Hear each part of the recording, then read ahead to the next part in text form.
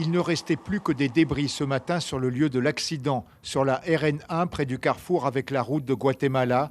Certains ont été projetés loin dans les herbes, sur les bas-côtés.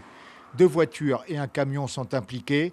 Alertés peu après minuit, les pompiers découvrent une voiture presque détruite ici à gauche. À l'intérieur, 3 personnes décédées, des habitants de Kourou. Le lieutenant-colonel Lama du SDIS était sur place. Pour qu'une voiture soit aussi pliée, il fallait que le choc soit extrêmement violent. Puisque là, je vous dis, on n'a même pas pu sortir les victimes. Il a fallu faire une découpe chirurgicale dans notre jargon, j'allais dire, pour pouvoir extraire les personnes.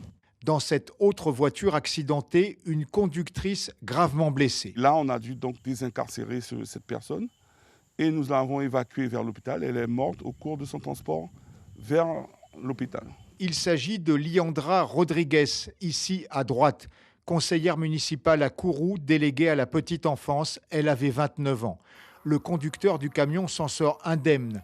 Il a été interrogé par les enquêteurs. Les gendarmes ont fait les constatations d'usage ce matin.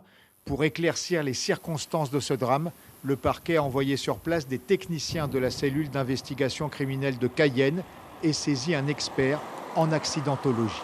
Autre accident mortel cette nuit, peu avant 2 h du matin, sur la RN1 près du pont du Larivot à Makuria. Cela pourrait être la conséquence d'un tirage. Nous voyons des boosters, des voitures qui accélèrent sur la route en direction de Makuria. On se dit qu'il y a quelque chose qui se passe.